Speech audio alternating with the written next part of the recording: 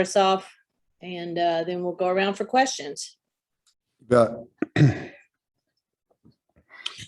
Just starting with recap of our win over USF. I was really proud of the staff and players and how the guys prepared. It was great to be at home in front of the crowd, and there's a lot that goes into that. And so it felt like we were physical. I thought we played fast. I thought our guys executed the game plan in many ways, and we were able to come out of the game healthy, which is always a critical piece, and play a lot of guys, and many of them played well. Some of them getting their first reps out there and making their plays in the stadium for the first time. So that'll be a huge growing opportunity for that group. As a team, we only had 3 penalties. It all starts with not beating ourselves, and I was pleased with that. I do think we could even be better. We had 1 encroachment penalty on defense, and couldn't find the 1 penalty they called on the offense. But we could be better, but it was much improved from where we were a year ago. Offensively, we rushed the ball well. Bam, Ricky, and Jordan were all very productive. The O-line and tight end group and receivers all battled in the run game, to rush for 290 plus and not have any balls on the ground from a fumble standpoint. Proud of those guys for that. And, I thought our receivers really strained blocking, and that was something that was a point of emphasis for that group. Devin at quarterback played well. He got the ball to a lot of people. He had a few plays I know he wishes he had back, and I do like how he got better as the game went on. I think there was some rust there at the beginning for him, and then he just settled in and played pretty good football for us and distributed the ball to a lot of people. Negatives, I think we missed a couple opportunities, left some plays out there. Had Thayer wide open and underthrew a ball, which ended up being intercepted, and he had Porter on a corner route that we missed. And then just some fundamental things in protection. We gave up a sack, and guys can do some things better there. I think there's nothing like game day when it comes to correcting the things that you might get away with in practice when it's not live. It really shows up. And so offensively, very pleased, but also a lot of things we can work on. Defensively, you get shut out. At 3 takeaways, 2 of them were in the red zone. And I thought we played the ball well in the defensive back area, better than I've seen us play it.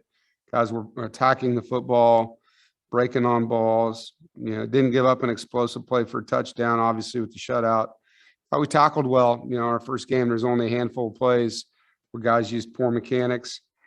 Had several 3-and-outs, had a 4th down stop. So it was a good performance.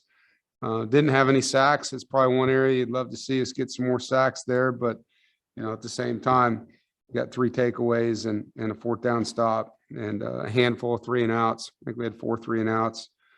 I do think, the deep ball a couple times got down the field on us and we didn't play it well. There was the one with Pitts and one with Cyrus where we can clean that up. And when our backups, the reserves came in the game later on, there were several times guys just didn't get lined up quick enough and communicate the way they need to. So that'll be great opportunity for the coaches with those guys that, are in the second role or the third role that got in there, just to clean up some things with them. There's nothing like game day for that. I was really pleased with our special teams. I thought, we played the field position game well. We punted the ball 3 times inside of their 10 and downed it. 2 with Trent and 1 when we brought Finley in to do it.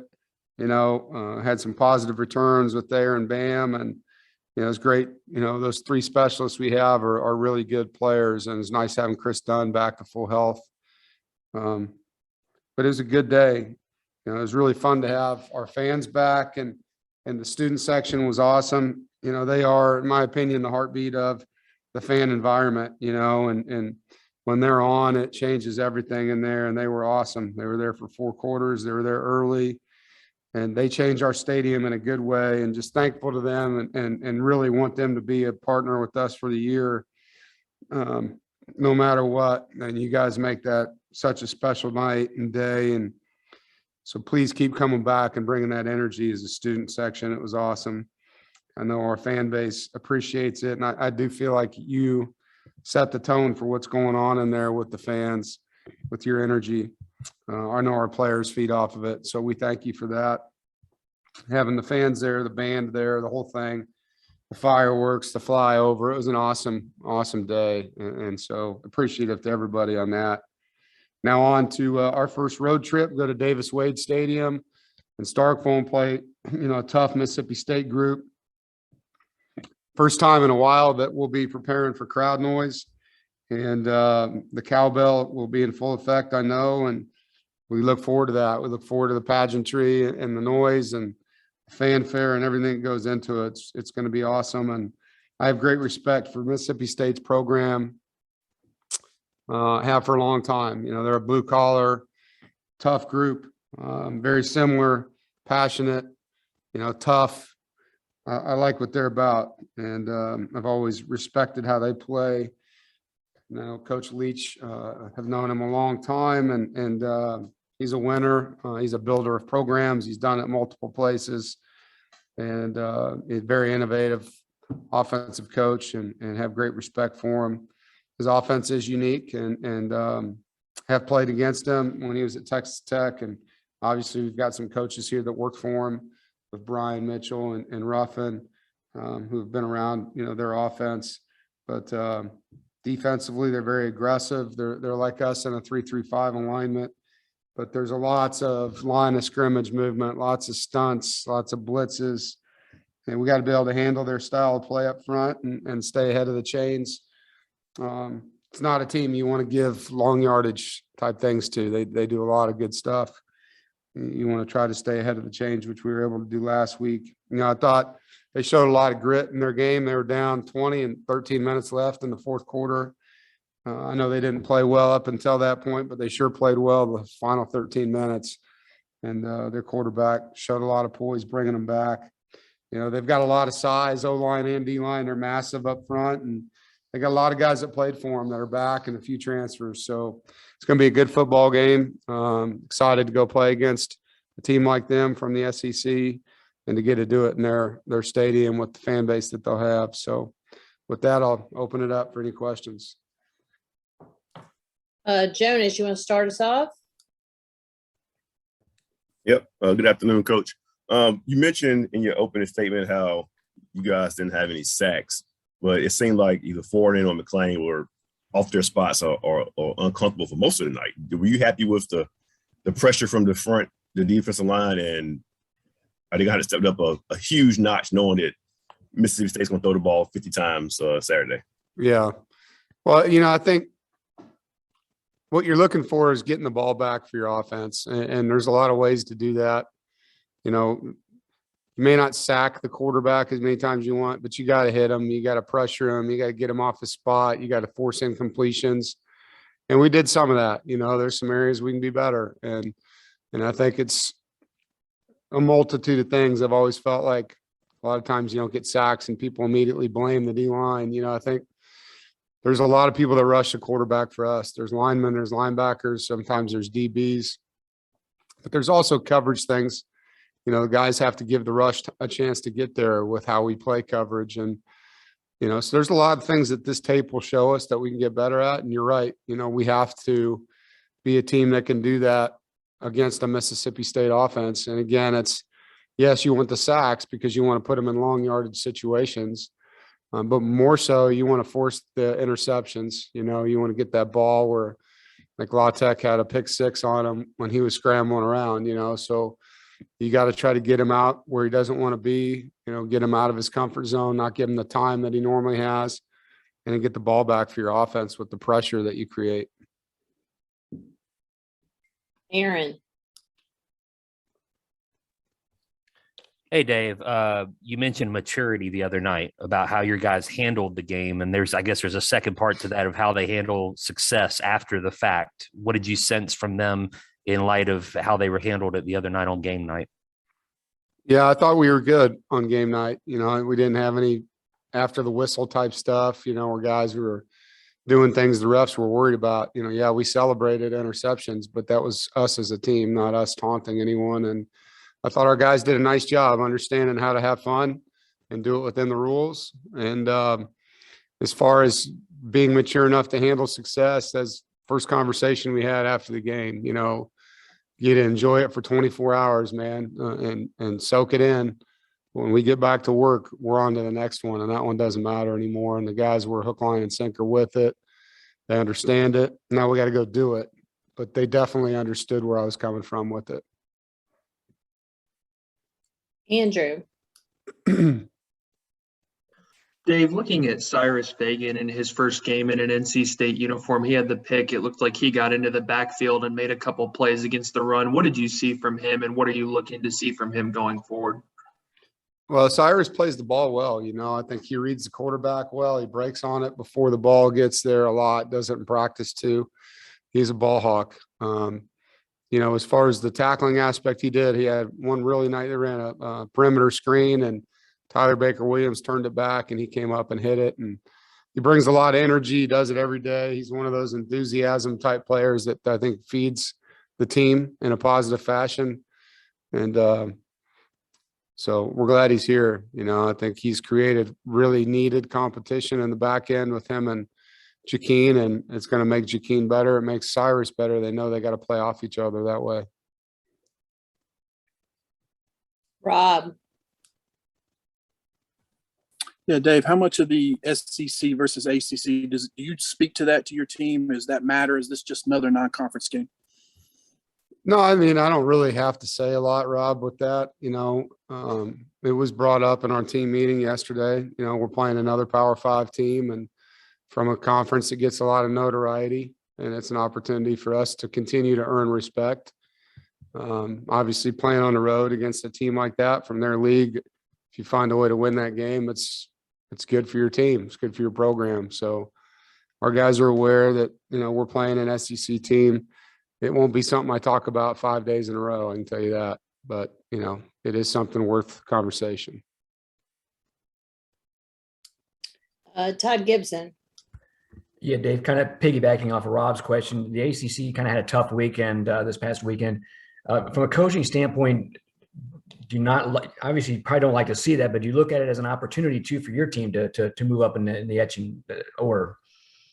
Well, there's a lot of football left, you know, and we talked as a team the other day about it, and we can't get too high with our win, and those teams that lost, they're going to get better, you know, and I think there were some good games played. I mean, you had, you know, UNC Virginia Tech at Virginia Tech's a good football game.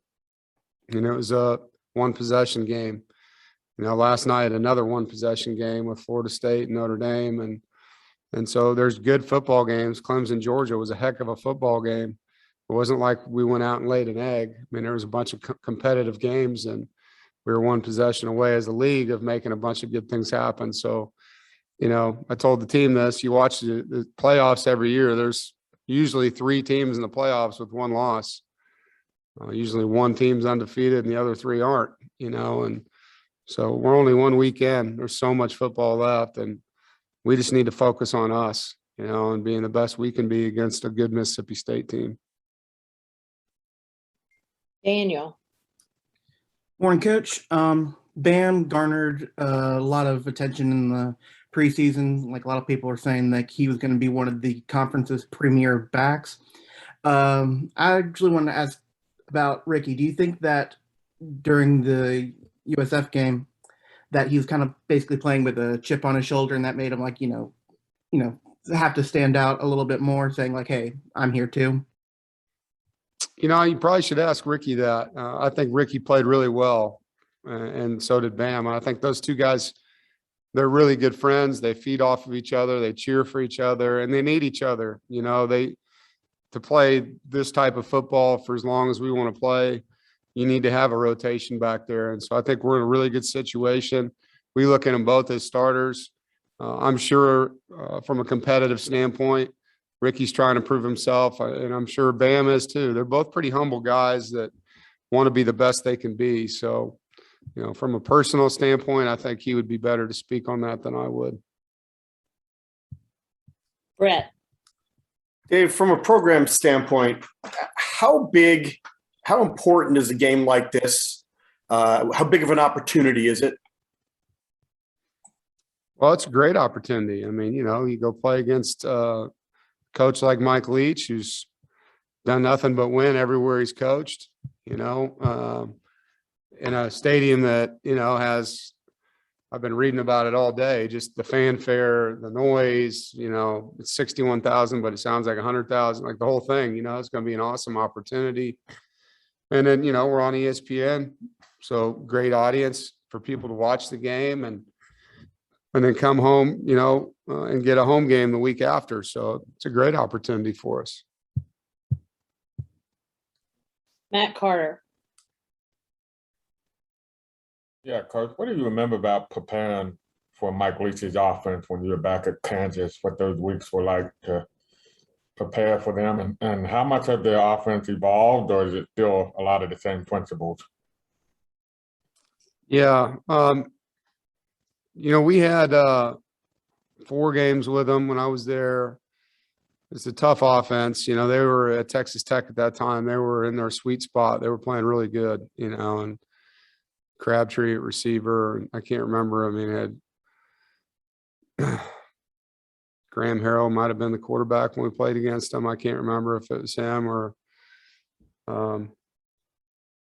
no, I'm not sure. They were all just throwing for 5,000 yards every year, but they could score, man. And so, for us defensively, we had to do a lot. It's really like playing on third down, on first and second down in a lot of ways. I mean, his passing game playbook's the same: first down, second down, third down, exception of short yardage. And, he can run his run plays whenever he wants. But he just very, very good at what they do. They don't do a ton. There's not a ton of formations. There's really good understanding of spacing and timing in their offense and doing things after the catch with it. And you have to be able to tackle in space. And I think their screen game is really underrated. I think their perimeter screens is no different than us running a stretch play. They get the ball out quick, so you can't get to the quarterback. And then there's lead blockers for a wide out. And can you shed blocks and tackle in space? I think he's got a great system. He understands ins and outs. And, as a defensive coach, you've got to have answers, and you can't be one-dimensional. You have to be able to do a lot of different things against him, because if you sit in one thing, he can just pick you apart. Gibby. Yeah, Dave, Drake Thomas looked like and was running around like a defensive back on Thursday night. He doesn't seem as thick as he was last year. Is that true? And is that something he kind of took on himself? And then what do you like in those results? Yeah, Drake has changed his diet about, 9 months ago or so, and really leaned out. I couldn't give you his exact weight, in a low or high 220, low 230 area probably. But he's just, body fat wise, changed that. I think coming out of last year, he had the opportunity to do a lot of rehab from his shoulder, and he's in really, really good condition right now. And you're right, he looks great. He's playing fast. It's the best football game I've seen him play. I thought he was really elite Thursday night. Rob. Yeah, how hard is it to prepare for a team with an odd front when you don't know which gaps the pressure is going to come in? And how helpful is it to go against your ones on defense and scrimmage to help you prepare for Mississippi State?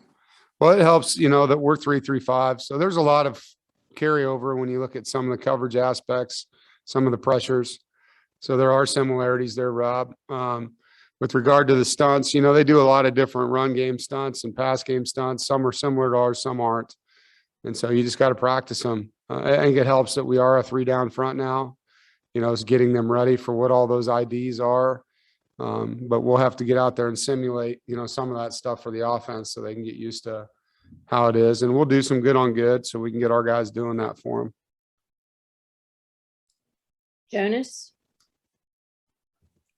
Coach, coming into the season, you talked about the depth you guys have in the secondary. Is this the week where that comes into play, because you're going to need some of you guys because they're going to throw the ball around so much? Yeah, it'll definitely test not just our depth, but our conditioning. It's going to be a lot of running in the back end this week. And so to be able to rotate when we need to, it'll be hot there, I'm sure, at night. Maybe not as hot, but it'll still be a warm night in Mississippi. we'll have to take advantage of that depth. And I'm glad we were able to play so many of those guys last week. And as a follow-up, Chris Ingram said, you know, he didn't really want a lot of drop off from the ones to the twos in the secondary because, you know, if those twos have to come in, they have to perform at the same level as the ones. What was your assessment of some of those reserve defensive backs who played against South Florida? You know, I think some of these guys we look at as starters, even though they don't take the first snap, you know, like we generally, not just in the secondary, but you see that with our defensive front too. At corner right now, I mean, you could see Derek Pitts or Chris Ingram. You could see Aiden White in the game, you know, on the other side. You know, you can see Shy Battle in the game or Tayshawn Smith. And we look at any of those guys on the field as starters for us. There isn't a drop off in our opinion. There's a drop off, you know, at the end of the game. We started putting some guys in the game that are not in that boat to us yet. They're still what I would consider developing, you know. So, you know, Josh Pierre-Lewis is a guy that comes in and does some good things. And then you can see the difference between him and Tyler at times on getting lined up. Tyler can line up faster than him. Those are little things, you know, that come out. But like Jakeem played and then Cyrus played equal reps, you know, and we look at that as both guys are going to help us. Same thing with the running back position. So I think in general, when we put in younger players, you hear the volume of your communication go down. They're not as confident because they haven't played as much. So they don't speak as loud. They're not as quick. They're still processing information while the others aren't. They're just putting it out there. They know what to do. And I think that's where it shows the most. I think we gave up 170 some yards after we put in, you know, kind of all the reserve developmental players. And thankfully they didn't give up a touchdown. But so it's valuable minutes, you know, but there's some frustrating moments that goes with them. Aaron. Dave, with the playing on Thursday, how did you handle the extra time with lead up? Did you jump right in or did you try to give a little bit of time to regroup and get on a normal Monday, Saturday kind of schedule? Yeah. So we brought the team in on Friday and treated that like a Sunday. So watched the film with the guys, got them, put the game to bed, we call it, and moved on, gave them Saturday off to recover. And coaches went out and recruited on Friday. And then we were off Saturday as well, watched all the college football we could and came back Sunday with a little bit of lead time because we didn't have to break down our game. You know, it was already put to bed. So it allowed us to jump into Mississippi State as a staff on Sunday right away, as opposed to breaking down our previous game, which we had done that on Friday. With the players, they'll be on the field like a normal week, but just with a little more rest in the front end of it. Just to follow up, when you said watching football, I know you're focused on your team. Are you, when you're watching like Saturday, the ACC results come in, are you watching from any kind of conference perspective, like, oh, this is not a great day for the conference? Or are you thinking we're going to play Clemson and I'm staring at what Clemson's going to do later in the season? Like, can you do both or is it more strategic and game prep? It's hard for me to just watch a game and have fun watching it. You know, I'm learning, I'm watching, I'm trying to put myself in the head coach's shoes right there. What would I have done in that scenario? Yeah, I mean, I'm always thinking about our conference. I want our conference to do well. But yeah, there's strategic things. There's also, you know, relaxation too. Like, hey man, I don't have to deal with this 4th down decision right here. I'm laughing, you know what I mean? Like, so I'm having fun with it. I mean, it's relaxing. Try to not put any stress into my life that I don't need to, you know, but I enjoyed, there's a lot of really good football on that Saturday. It was nice to watch Wisconsin, Penn State play. And then I watched the Mississippi State La Tech game, you know, which was another tight game. Watched the Georgia Clemson game, another tight game. So there's some really good football games on to watch. Andy? Hey, Coach. When you're preparing for Mississippi State's offense, I mean, what kind of challenge does Jaquavius Marks, the running back over there, what kind of challenge does he just pose in the running game, the passing game, and what he's kind of able to do all over? Well, he's a really good receiver for him out of the backfield. I think that's the first thing that you see. I mean, he's gifted catching the ball. He's good at running it after the catch. He's thick enough. He can run through you and quick enough to make you miss. And as you know, they're spacing things out. So there's a lot of room in there. You know, it's not like you're going to pack the box all day long and go one-on-one with their wideouts. He's going to have some lighter boxes to run into at times because your coverage stuff. So, yeah, I mean, he's definitely a guy that probably gets under the radar because of how much they throw it. But I think he broke a lot of records there as a freshman running back with catches out of the backfield, if I'm not mistaken.